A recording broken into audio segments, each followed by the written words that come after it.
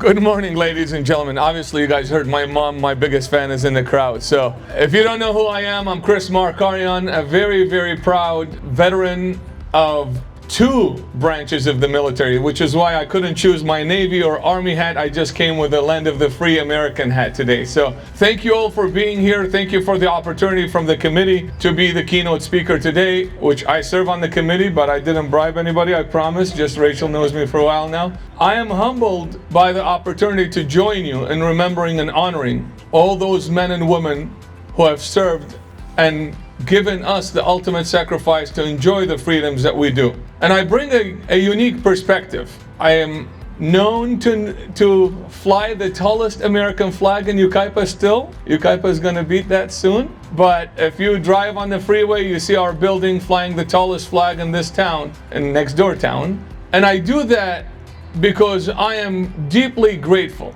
for what the last 250 years have meant for the rest of the world to have an America that we live in today. You can read a little bit about me in the program here, but you can Google me and watch all the videos that I have posted on what it's like to live in a place where we don't have freedoms. What it's like to see my mom, after losing my dad, not be able to go out and work because of the limitations that we have on women in the countries that I come from. What it's like to not have religious freedoms. What it's like to not have the freedom of expression. And I say those things because we were laughing yesterday when I was watching with the kids our routine Disney show, and my 13-year-old was surprised when a comment was made on the show about Skype. He said, "What's Skype?" I'm like, oh my God, we are old? And not only we're old, but my 20-year-old said, oh my God, my 13-year-old brother doesn't know what Skype is? Ladies and gentlemen, 9/11 happened 25 years ago. It's not my son's fault for not knowing what Skype is. It's our fault for not telling him. There used to be Skype before FaceTime. There used to be Skype before all the other features that you have in your smartphone, which, by the way, I didn't have. Which is why when you see my picture in the program, I grew up before selfies. I served before selfies. There was no, let me get a picture with this mission, let me get a picture with that mission. We did our job and moved on. And I am deeply grateful for not only the sacrifices, the ultimate sacrifices. I come from a religious background, growing up in the seminary and serving as a deacon in my church. Where we come from, men and women who give up their lives for the causes they believe in are called martyrs. In America, we don't use that word. It's a very divisive word. It's a very religious word. But this is a unique country that believes in unalienable God-given rights. Our rights don't come from our governments. Our rights come from a God that created us. And the people who died protecting those rights believed in that.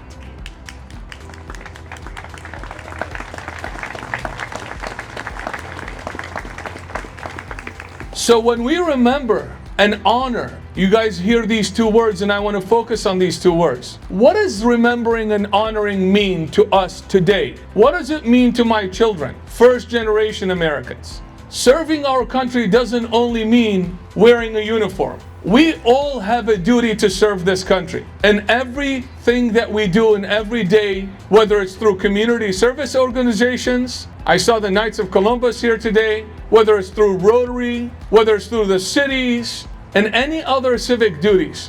So I urge you to focus on what is your role? What are we gonna do for the next 250 years? This is the longest living experiment of a republic that gives freedoms. Other countries do that too. There are other countries that believe in God, they believe in individual liberties. But the reason why I believe this is one of the greatest countries, if not the greatest country, and my mom, who fought to bring me here, to give me the opportunities that I took advantage of. I came to this country when I was 17 years old. $300 they gave to my mom. We started from scratch.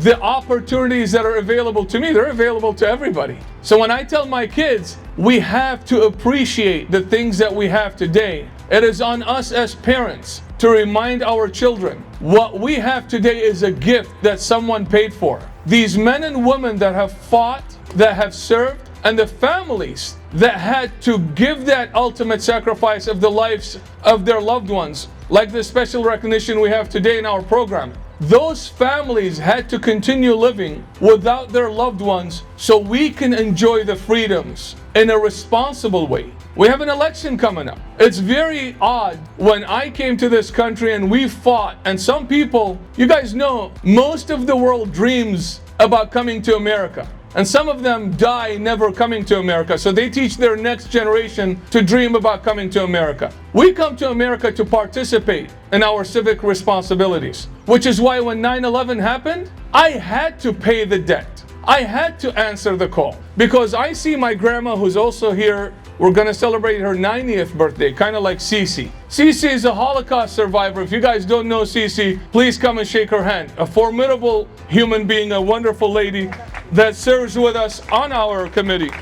And she will be at a Rotary meeting tomorrow, making sure everybody's well fed and the coffee is there. I mean, this lady's unstoppable at 91. She's 92 years young. She's still got at least another 10 or 15 years to go and makes all of us look really bad. So this is the spirit of America. When people look for an opportunity that we couldn't have, whether it's in Germany, whether it's in Iraq, whether it's in the Middle East, or any other country in the world. There are many great countries in the world, but we believe this to be the greatest country in the world for the opportunities it provides the outsiders. We are the refugees that sought refuge in this country because of the sacrifices that your families have made, that your brothers and sisters, fathers and mothers, grandfathers and grandmothers have made. So when I say I deeply appreciate it, it comes from a place where I lived during the first desert storm that most of you were watching on CNN, that glowing light in the sky.